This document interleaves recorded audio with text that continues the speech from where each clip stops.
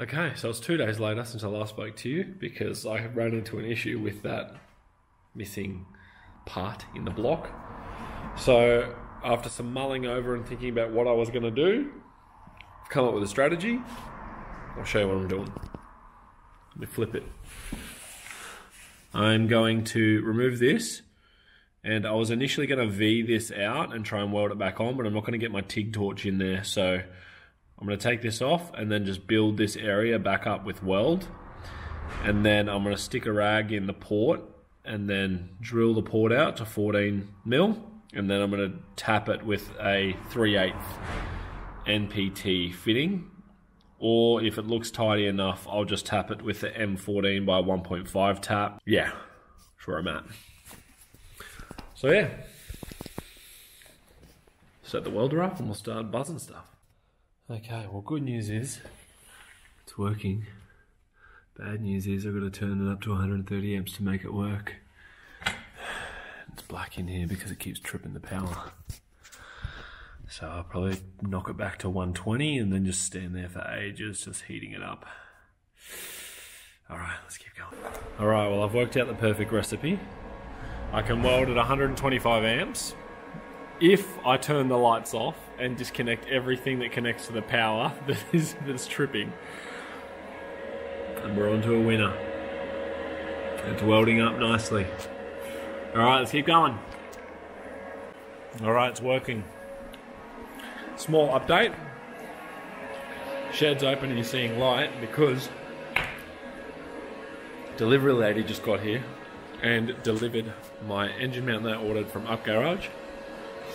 Now, the dangerous part about living in Japan and having a residency here is that you can order things from Up Garage and pay for it when it gets delivered. So you gotta have the cashier ready to go and you pay the delivery person when they get here. So you can just order oodles of stuff online, no money comes out of your card, so dangerous. And then you need to have cashier ready to go for when the delivery lady gets here. So yeah, engine mount from Up Garage is here. Thank you. It's done. The power's tripped, I think 5 or 6 times. But we'll just keep coming back, welding a little bit more, wait for the power to trip, fucking wait for it to trip, go turn the breaker back off and go again.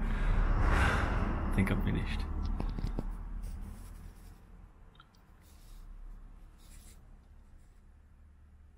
Not bad.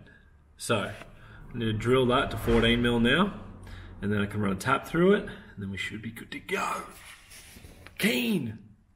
Okay, I've just taken the dipstick off because I need to grind this flat, and that would have made it way easier to weld with the dipstick out, but I've just stuffed some rag in there, and now I'm going to grind this face flat, and then I'm going to drill it and tap it, and then I'm going to pull the rag out with a vacuum cleaner next to it, and suck the swarf out when I pull it apart. Alright, next task has been getting the automatic spigot bush out.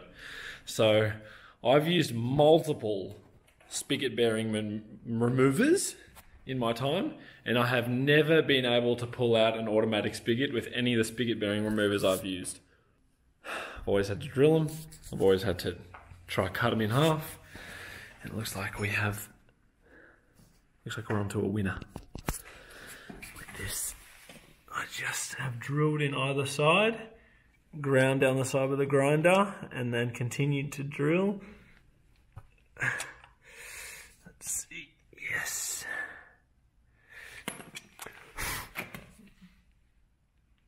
Not ideal, there's little dags in the crank, but it's okay, we've done it. And then, let's get the manual spigot out of that one and get it in this one. Alright, I haven't been able to get my hands on a 3/8 NPT fitting to -4, but my tap did arrive for it, but that's going to slow me down. So basically I've gone out and bought a 12.5 mil drill bit, and I have a M14 by 1.5 mil tap here, so I'm going to attempt to tap it to that size, and then I'm going to run which is the same size fitting as the water feed inside the block that I have fittings for here. So see how we go. All right, I've just drilled it out.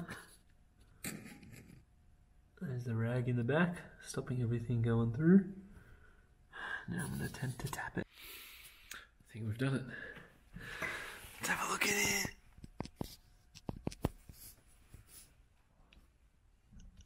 Can you see?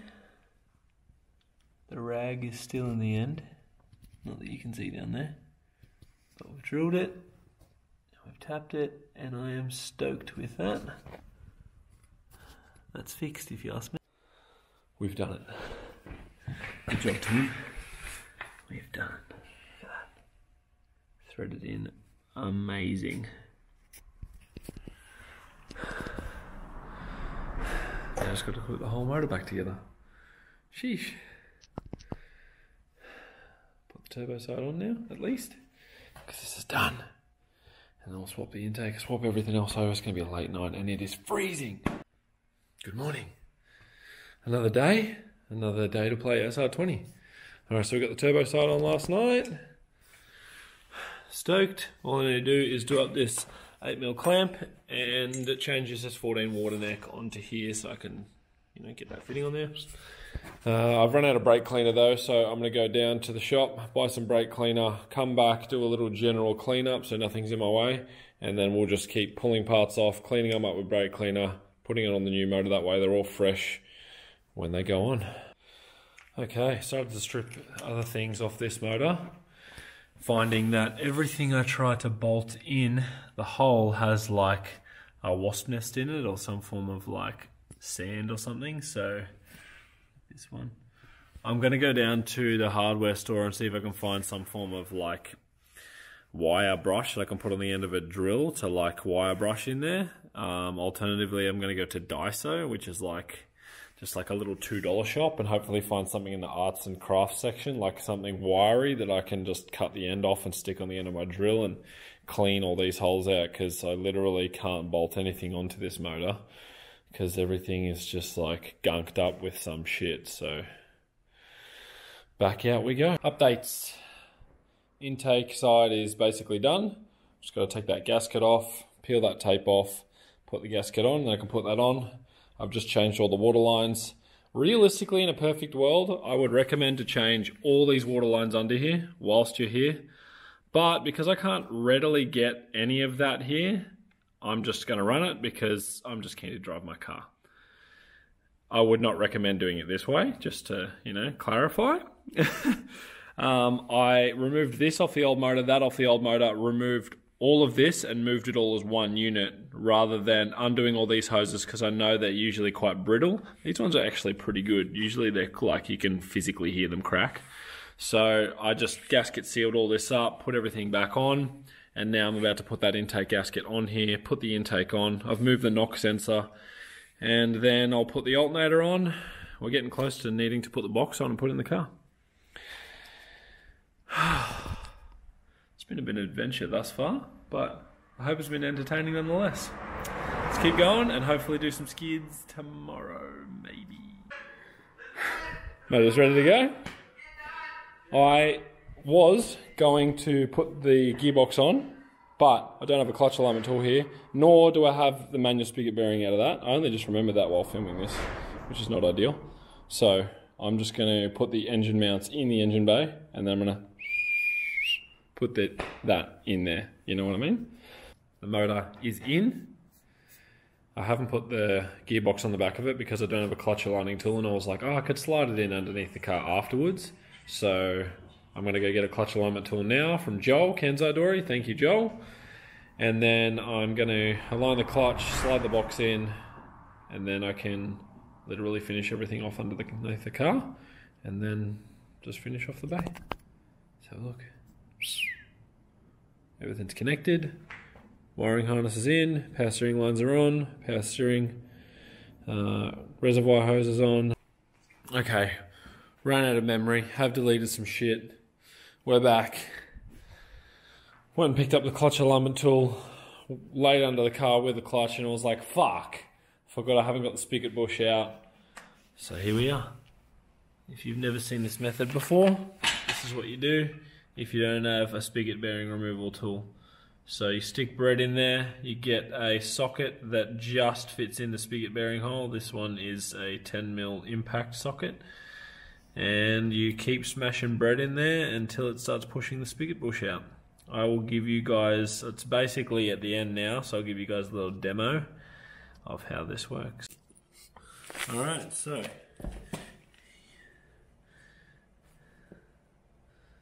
get yourself a little piece of bread.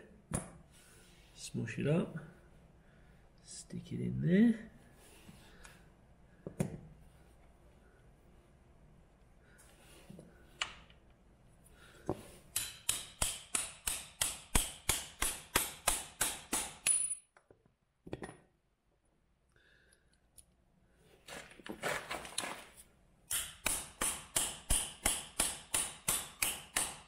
I don't know if you can see the spigot bearing coming out yet, but it's almost there.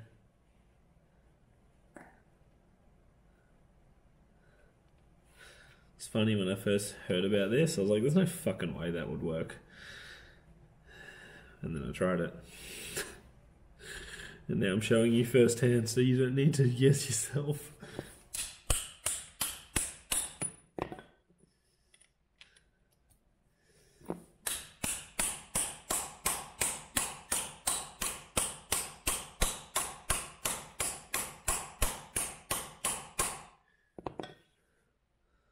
Voila!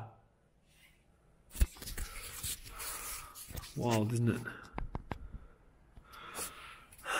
Now let's go put this in the new motor. Getting that under there was a dog. Lifting it up in there is going to be even more of a dog. Keen! Alright. I'm currently having a break, but the gearbox is on my chest. And I'm trying to thrust up with my hips at the back to get the back of the box up. This is a dog. It's okay, I'm quite comfy now because it's just the weight is sitting on me. I could not do this with 25 bucks. Hopefully this goes in. It's 2:14. The gearbox is in. The dump pipe's on. The tail shaft's in. Just about to try to start the car for the first time. I've just primed it with the cam angle sensor off to try and build some oil pressure, but I've just realised that the oil light isn't working in the interior. I've just noticed that the single pin sensor that is on it is actually snapped off, so I'm going to find the wire, strip it back, put a single spade terminal on it, plug it in, because the last thing I want to do is start the motor with no oil pressure, so I'm going to do that. I'm so tired and disgusting.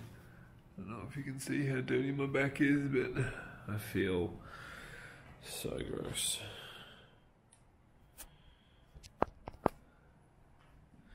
But we're almost there. Alright. Let's keep going. 3:40. Still not done. Radiator's in. Intercooler's on. It's the smallest intercooler I've ever seen.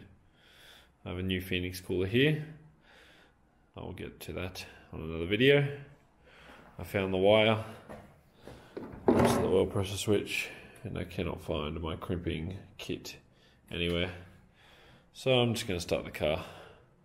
Without it, I am exhausted and ready for a sleep.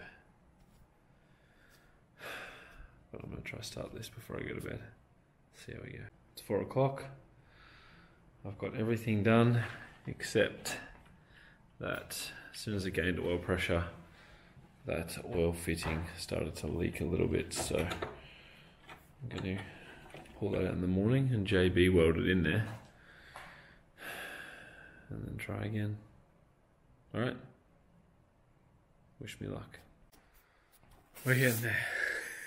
Just woken up, just eating some breakfast. Alright, so the fitting that I fixed in the block is slightly leaking. So I'm going to take it out, put a rag in there, run the thread tap in there again, and then I'm going to put some either thread sealant or some JB Weld on that fitting, and then I'm going to thread it back into the block and then wait for that to set and then try again. Let's get into it. Hopefully it's running today. I'm tired, man. I'm tired. Come on, daddy. All right. Updates. Update. Nothing to update because I've got to wait freaking 15 hours for that shit to seal. So, I've cleaned up the engine bay as best I can. I've ordered some black silicon sort of vacuum line that's tidied up a lot of stuff, except I didn't get enough, so I've still got to run this freaking piece yellow stuff for that. But I'll order some more. Done everything else. I've got some deffies I need to put in the car, but that can wait. So basically I'm just waiting for that stuff to seal and set. I can try to start it at 8 o'clock in the morning is when it says around the 15-hour cure time. So we'll see how we go. I'll wake up in the morning and see. So I'm going to get it off the stands now because there's no need for it to be in the air anymore. Put my seat back in it and then maybe hook up the deffies because that's basically all I can do until we can start it. All right, let's keep going. It's almost been 24 hours since we put the JB Weld on there, so I'm just about to try to start the car now. Moment of truth. Okay, well, it's not leaking, but it's also not starting. So I'm just about to yank the rocker cover off just to check the position of the cam angle sensor. So we'll do that now. All right, so just got it pulled up to top dead center and cam angle sensor is out. I'll show you guys how to actually time that when I put it back in. Not that this is a DIY how to fix your car, but you're along for the ride, so I may as well show you. Alright, so when you pull the CAS out, there's 2 dots. You can probably not see them that well, but basically you've got to line the right dot up with this slot, and then when you push it in, the cam angle sensor actually rotates around and then it lines up with that dot on the left. And that's how you know it's in straight, and then you obviously need to make sure these bolts are, you know, center. Alright, let's put the rocker cover back on and it should start. I did a whoopsie. I've done this like easily 10 times. So to rotate that over, I had to have the ratchet on the, you know, harmonic balancer. Kind of left that on. There's the bolt for it. And there's my fan. On the plus side, mechanic starts. We're on.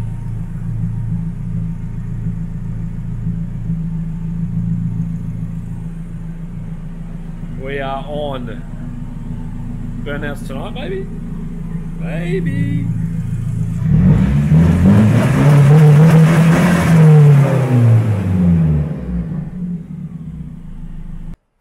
Hello. I have not been keeping up with the Kardashians, but I'm about to take the car for its first drive. I'm excited.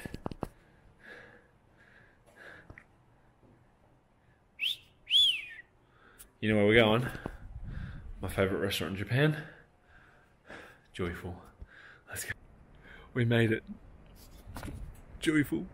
I'm so stoked. It's the slowest piece of shit I've ever owned in my life, but it's sick. Boost heat on it tomorrow.